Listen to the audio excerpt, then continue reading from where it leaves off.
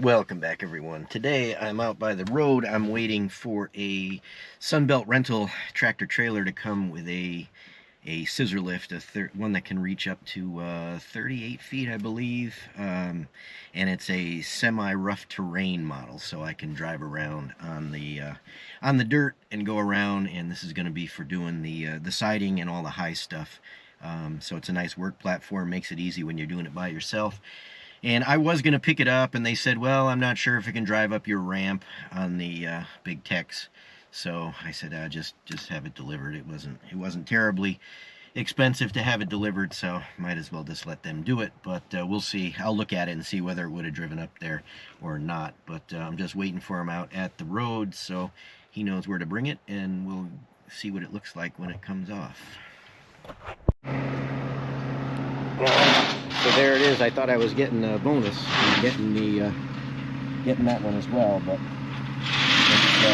that was one he picked up early before he came here. Got to take this one off, put that one on, but I could have picked that up. That would have driven up that ramp, no problem. But what are you gonna do?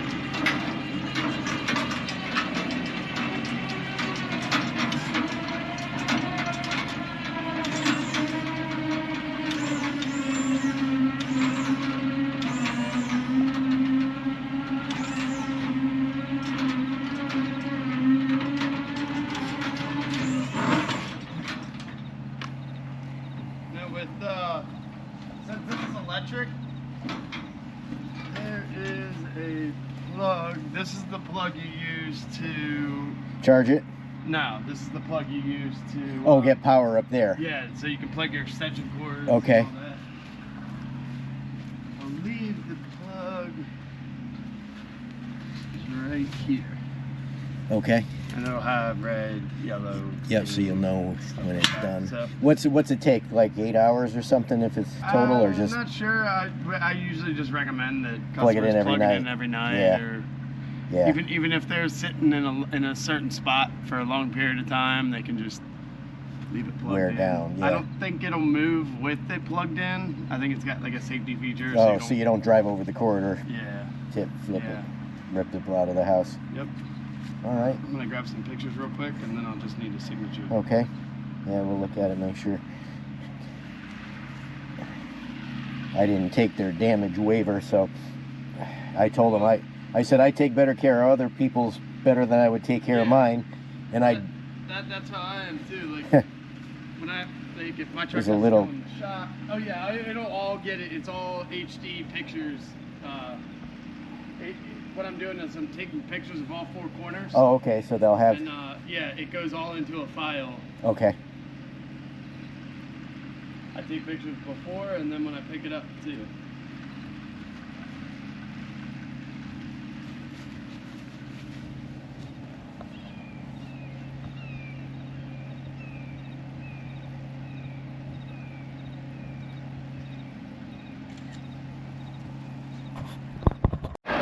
All right. So good to go. He's heading out, and now I got to get to work.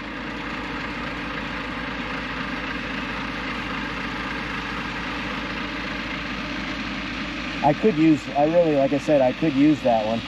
That's a 46 footer. I had a 60 footer once on a job, and it wasn't tall enough. I had to stand on top of the basket to even reach what I was doing. I was crazier back then than I would now. And I even put a wedge in the thing because it was a little off level. And I even made it beep even when it was wedged not to be.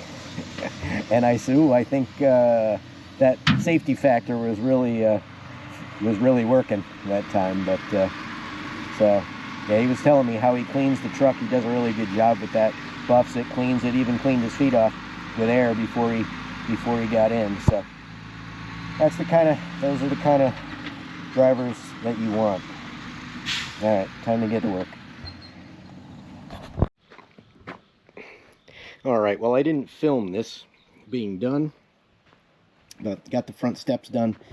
I believe in one of the videos I showed how I dug this out so that when we did get that hurricane, that I wouldn't get my footing all covered in sand. So this worked out very well. And the extra row that I talked about, so that I'll only have one step down. So now this will get stamped concrete, and I will just have one step down from the house. So this came out very well. Got number 5 rebar in everything, nice and solid. And the nice thing with this is when this gets poured, this will all be it'll be poured solid all together. So it won't just be like having a concrete cap on top of this. They'll be all together. So that was good, and it's all notched around here. And let's go around back, and we got the one row there as well. So now all I have to do is fill it in. I want to fill that hole in first in the front. I don't need that there anymore. I've got to fill all this in. A little bit of block left over. That's what's left of the bond beam. They didn't send me bond beam. They sent me regular block this time when I asked for bond beam. I guess there was a misunderstanding of whether they had it or not, even though I bought it from them in the first place. Anyway, we just had to cut them all.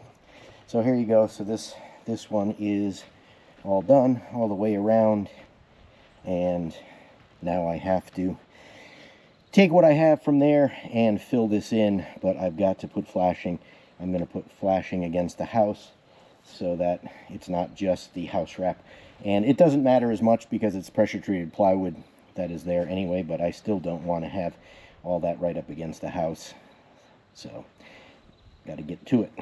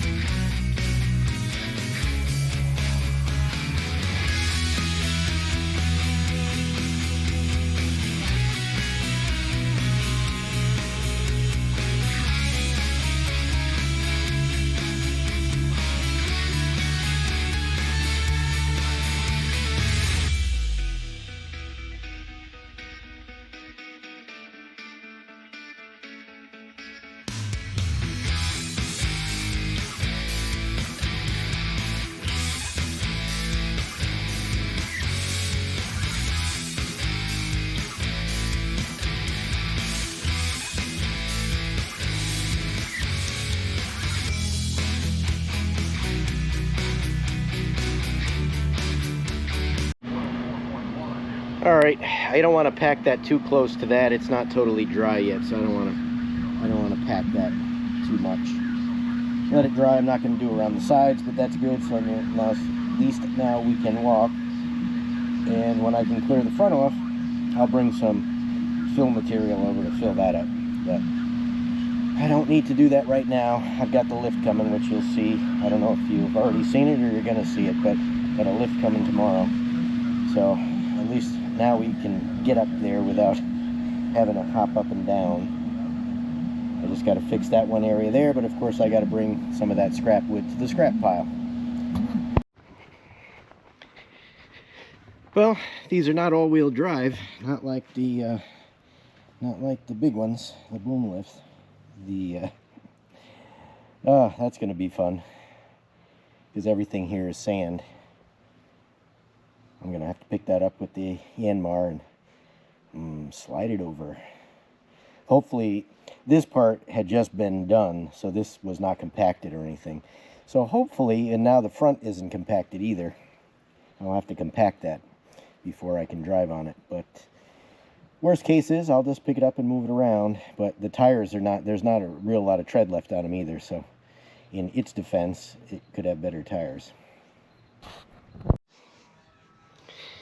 All right, I got my sling attached, my double sling, so I knew that would come in handy. I figured this might have to be used, but I thought that this was, I thought this would be hard enough, but apparently, like I said, this part has never been compacted right here, and that should be, I'm gonna actually get the roller out and I'm gonna compact it before I even try to do it, but it doesn't really matter, because as long as I can move it, it still goes up and down. It doesn't matter if it drives around. I'll get it around. I'll be in one spot for quite a while. Anyway, it'll just be going up and down, and I'm going to rig up, I'm going to show you, but I'm going to rig up a cradle so I can get the 4x10 sheets of Hardie board, the board and batten, you know, sort of the boards. They're 4x10, and I'm going to rig it up so that they can be semi-vertical. I can lift it up with the skid steer and then just slide them onto this platform without having to keep going up and down. All right, we're all hooked up, and let's see. I assume that end is going to freewheel, so we shall see.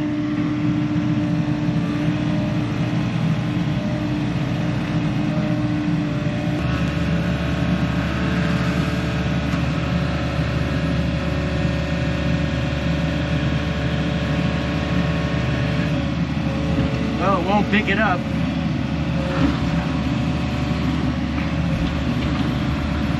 So I guess we'll have to drag it.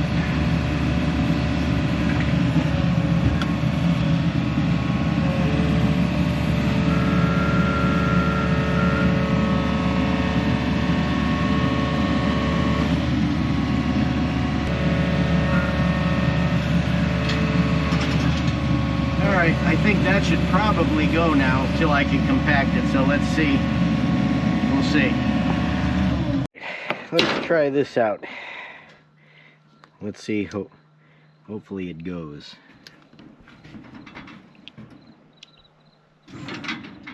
Come on, baby.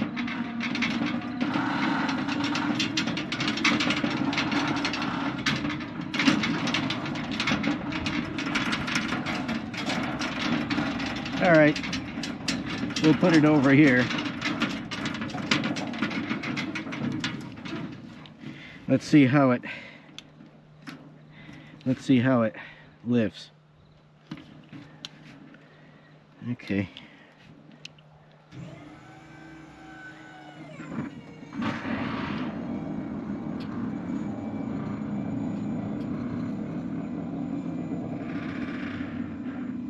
Oh yeah.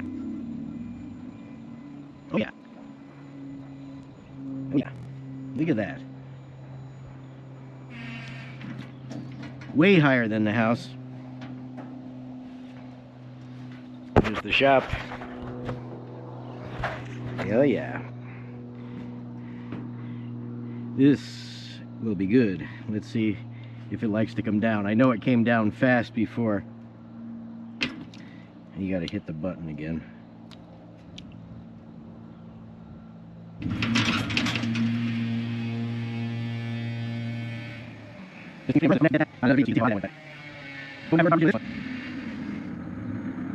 I guess you gotta hope you don't run out of battery if you're all the way up top.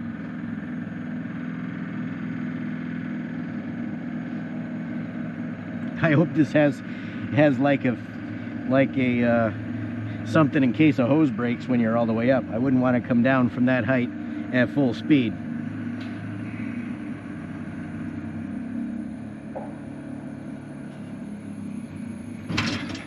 Oh yeah, I like it.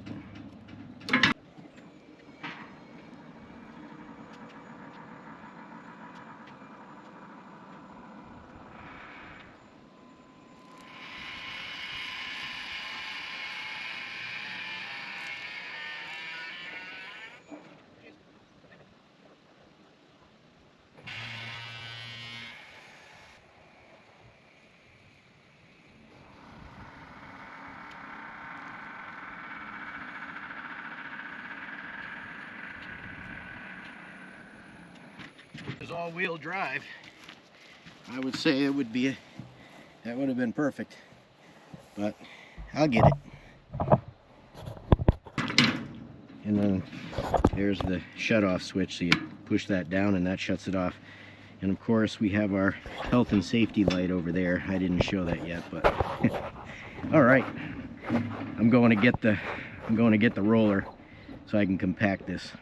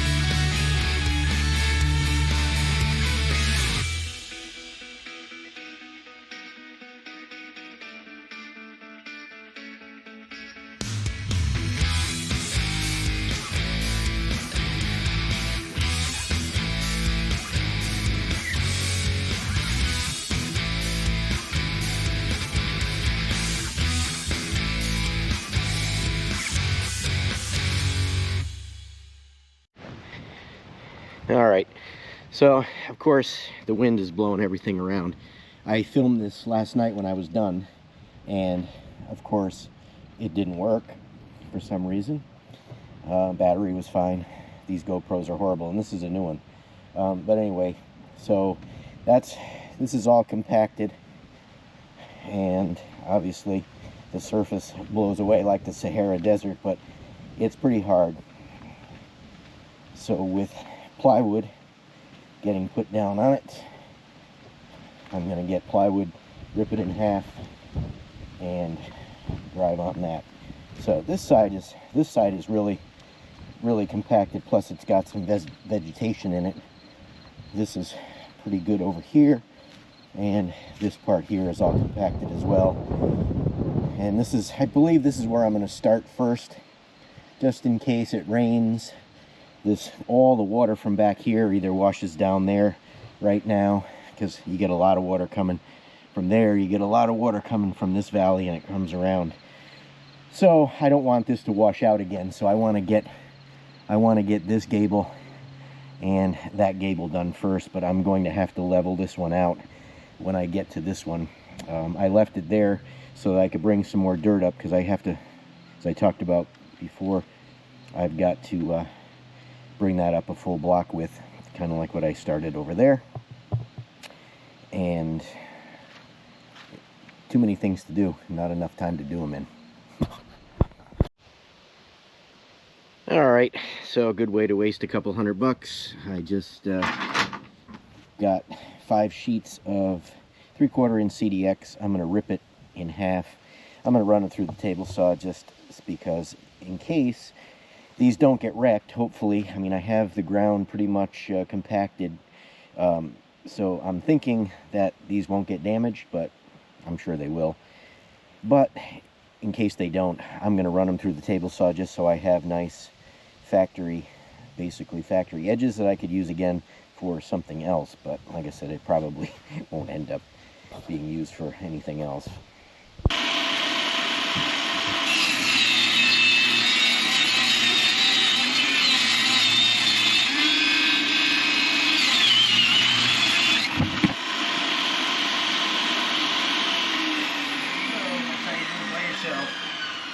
Time for a new blade.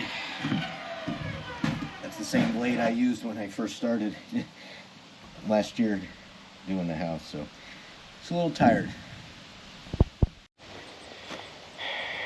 Alright, that'll be the easiest way to bring them around. What I need to do actually when I put them back on is put them on a pallet, is what I should have done, because then I could have just set the thing down and then put it back on and pick the whole thing up instead of having to keep moving them on individually. But since they were already on the ground, it didn't really matter at this time. But I think that's what I'm going to do when I move them again, because it'll be easier to just set it down and not have to keep up. If I don't need them all, then I still have to unload them all. So I get smarter as I get older.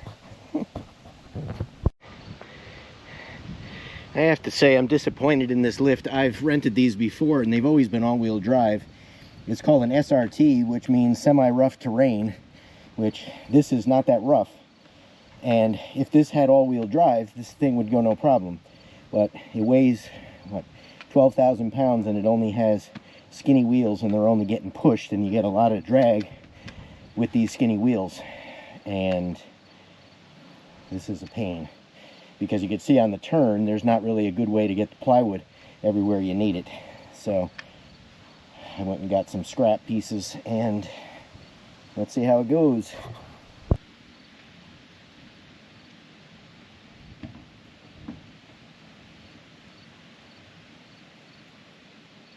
I probably should have left them 4-foot pieces. It probably would have just bought twice as many. That's probably what I should have done.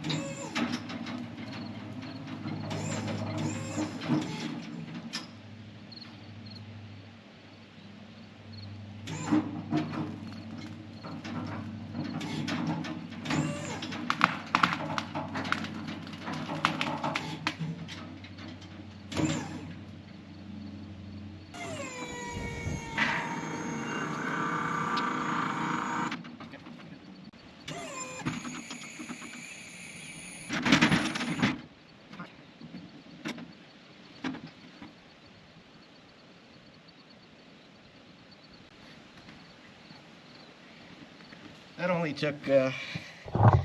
took about 20 minutes to get that around, so it's what I had to do. See, if I kept one full sheet, I'll just put 2 sheets next to each other next time, but 1 sheet would have been stronger. I should have left one. I almost didn't cut that last sheet. I was almost not going to cut it.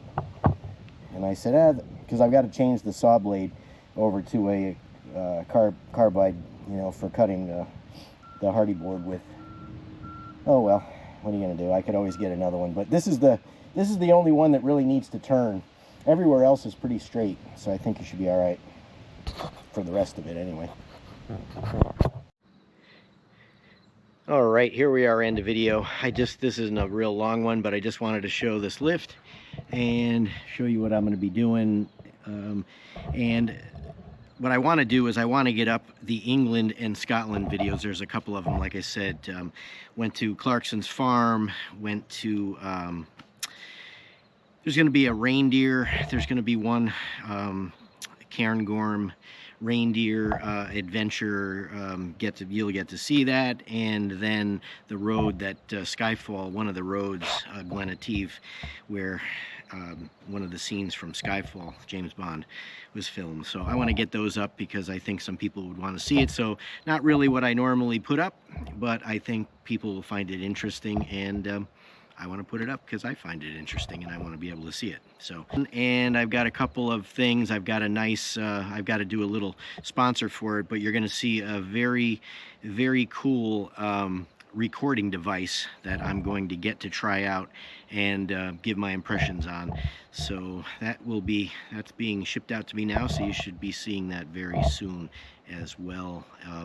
As well as I've got a laser level that I was given as well that I'll be using when I start doing, well, definitely when I do interior, but I'm going to try to show it at one point when I start doing the getting the lines for the horizontal siding. So that'll be coming as well. So again, thanks for watching. Catch you in the next one.